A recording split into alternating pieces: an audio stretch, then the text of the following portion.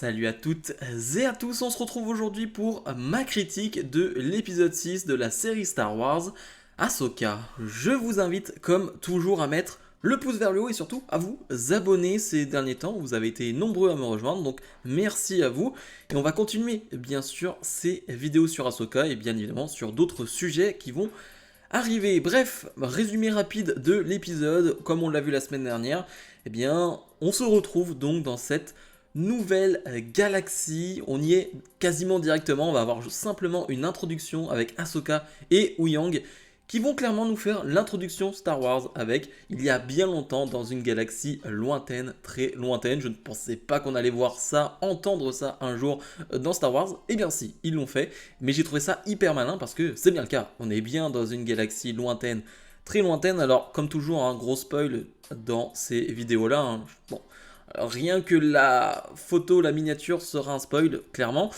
Désolé, mais du coup, on va suivre donc Morgan et donc Morgan Elsbeth, Baylan et Shin du côté de Peridea. Donc c'est cette planète donc dans ce nouveau système qui est une planète qui voit les Purrgils s'échouer. C'est un cimetière de Purrgils et on le voit tout autour de la planète. On voit des os de partout, ce qui donne un design très particulier à cette planète, un côté un peu Saturne d'ailleurs à cette planète, mais tu te rends compte que c'est bien des os qui sont autour de cette planète.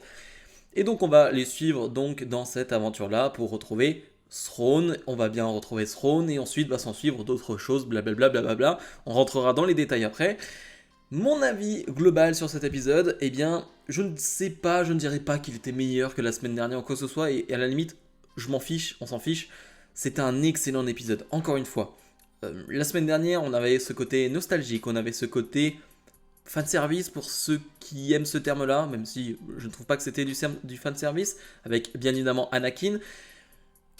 Là, pour le coup, on reprend le cours de l'histoire basique, classique de Ahsoka, de la série Ahsoka. On reprend cette histoire-là, et c'était vachement bon. C'était vachement bon parce que, comme je l'ai dit, donc on va retrouver Thrawn, et on en parlera après en point positif. On va retrouver des personnages qu'on connaît, et surtout, eh bien, la mise en scène, la mise en valeur de certains personnages a été réussie. J'en parlerai en détail après parce que c'est important d'en parler. Mais globalement, c'est un épisode réussi musicalement, encore une fois, très très bien. Visuellement, on en reparlera. J'ai quelques critiques à émettre quand même. Mais on avance et c'est heureusement, j'ai envie de dire, parce que donc on a l'épisode 6, il reste le 7 et le 8. Il reste encore deux gros épisodes. Faut quand même être clair. Cette série ne se terminera pas avec une vraie fin. Clairement, on le sait, il va y avoir un film entre Ahsoka, Mando, etc. etc. Donc, il ne faut pas s'attendre à une vraie fin pour cette série. Je préfère le préciser d'avance parce que certains sont étonnés qu'on arrive seulement maintenant à cet état-là et que il reste seulement deux épisodes et donc ça va être impossible à terminer. Il n'y aura pas de fin. Il n'y aura pas une vraie fin. En tout cas, il y aura une certaine fin, mais pas une fin totale. Bref, rentrons dans les détails maintenant. Donc, commençons par les points positifs et on va petit à petit parler de cette histoire. On va essayer de faire dans l'ordre chronologique. Donc, on arrive sur Peridea, planète visuellement sympathique, j'ai envie de dire. On est sur une planète assez désertique, mais avec des rochers. Il n'y a pas vraiment d'herbe, c'est grisâtre. C'est vrai que c'est un peu le thème de cette série Ahsoka, c'est toujours assez gris, assez sombre, mais ça me gêne pas. Je trouve pas ça moche. Au contraire, je trouve ça vraiment très joli. Et on va retrouver des sœurs de la nuit, ou plutôt des ancêtres des sœurs de la nuit, des ancêtres de Morgan Elsbeth, qui sont des Dathmiri, je crois qu'ils le disent comme ça. Donc c'est des sœurs de la nuit, mais qui viennent de Dathomir, mais donc dans cette autre galaxie, des Dathmiri, je crois qu'ils le disent comme ça en VO. Parce que je regarde en VO, je préfère préciser. Et donc, elles qui ont retrouvé tout simplement Thrawn, et c'est elles qui ont mené Elsbeth jusqu'ici. Et ça fait plaisir de les voir en live action, de les voir réellement, parce qu'on les a vus dans l'animation, on les a vus aussi en jeu vidéo. Et là, de les voir comme ça, et il y a la musique qui les accompagne, il y a vraiment un côté très mystique, tu le vois, ce côté sorcière, et d'ailleurs c'est Shin qui le dit, encore des sorcières. Il y a ce côté-là qui ressort vraiment, avec la tension qu'on met quand on les voit, la musique, vraiment ça ressort de ces passages-là, donc je trouve que c'est bien fait. Et donc, on va avoir le moment, je trouve, le plus important de l'épisode. C'était un moment qu'il ne fallait absolument pas rater. un moment qui ultra important pour la suite et surtout pour ceux qui n'ont pas vu Rebels. Pour, on va dire, les fans qui, moi par exemple, dans ma famille, voilà, on regarde Ahsoka, j'ai des gens de ma famille qui regardent Ahsoka, mais qui n'ont pas vu Rebels.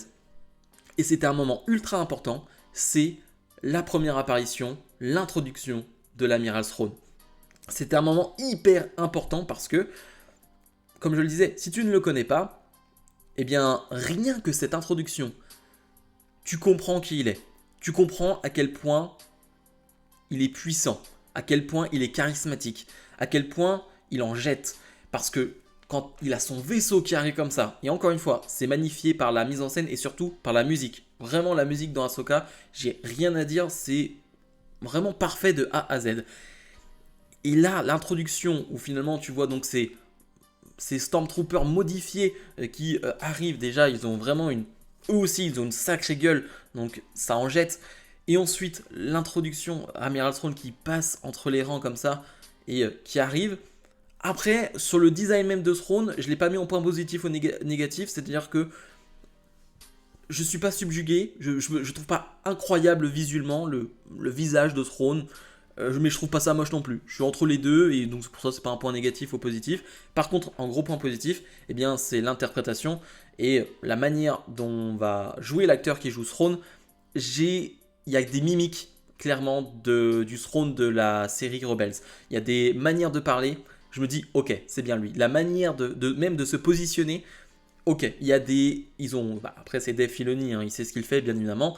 Mais voilà, je me dis pas ça ressemble pas ou quoi que ce soit. Non, non, je vois les mêmes mimiques, je vois les mêmes façons de faire dans la manière de parler. Je l'ai mis en VO et en VF, ça passe mieux en VO. Je trouve la voix passe très bien en VO. En VF, la voix, je suis pas convaincu.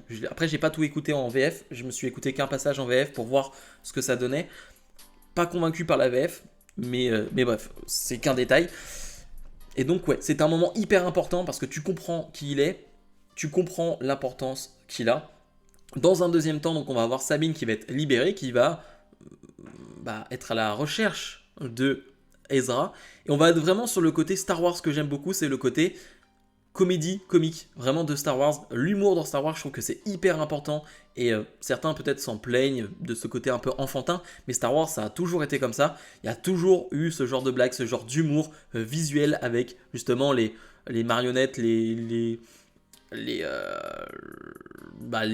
différents personnages qu'on peut avoir qui sont faits à la main, et bien tu vois cet humour-là dans Star Wars, tu le retrouves un peu avec Sabine, avec par exemple je ne sais même plus comment elle s'appelle, mais la créature qui lui permet d'arriver qui lui permet de se transporter tout simplement, d'aller à un point A, à un point B pour chercher Ezra.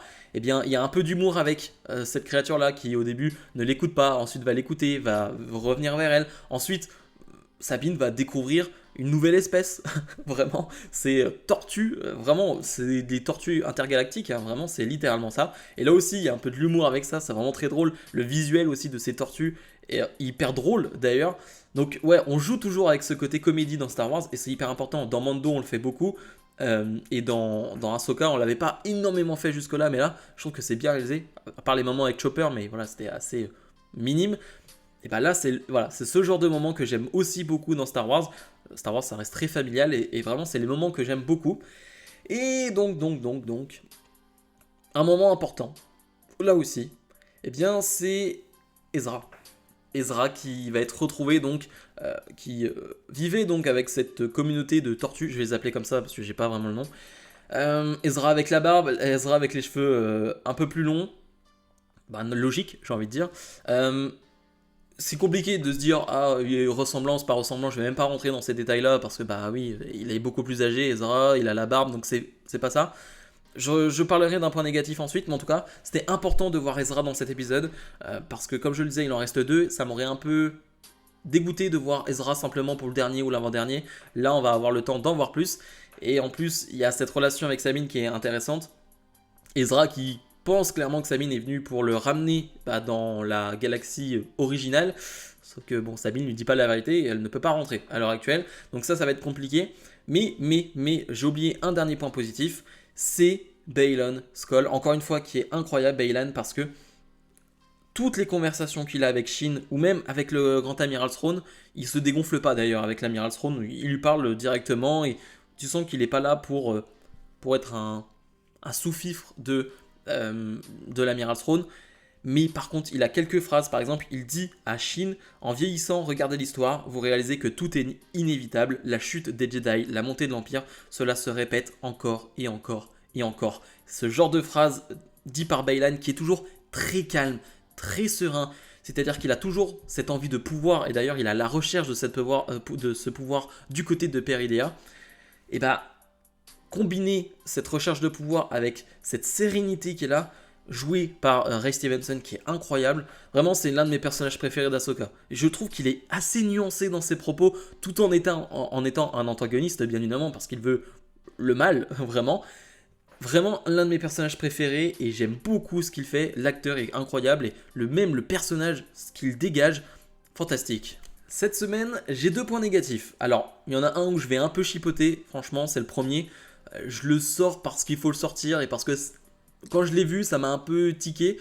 Visuellement, il y a quelques plans qui sont pas très beaux. Voilà, d'habitude, Ahsoka est vraiment très beau, je trouve, dans l'ensemble. C'est vraiment une très belle série.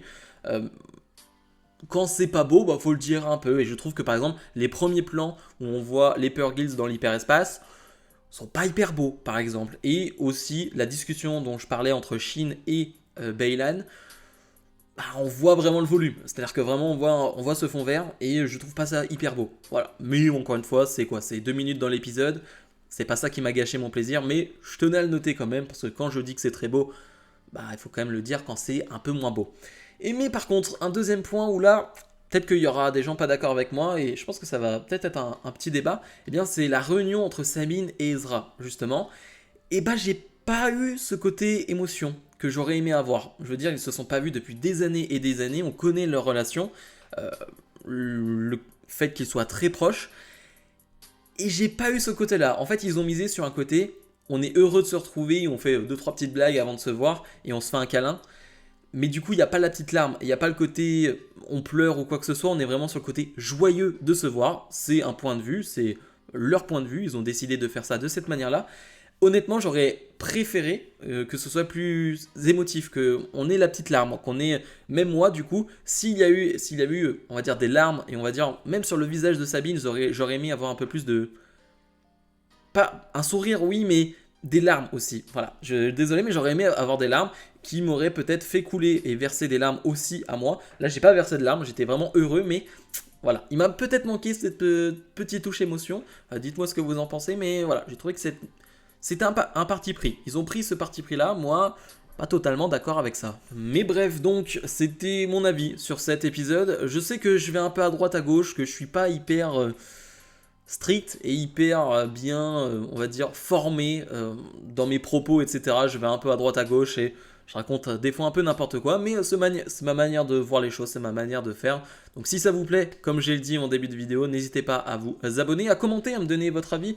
Il y a pas mal de commentaires en ce moment et vous m'apprenez des choses en tout cas.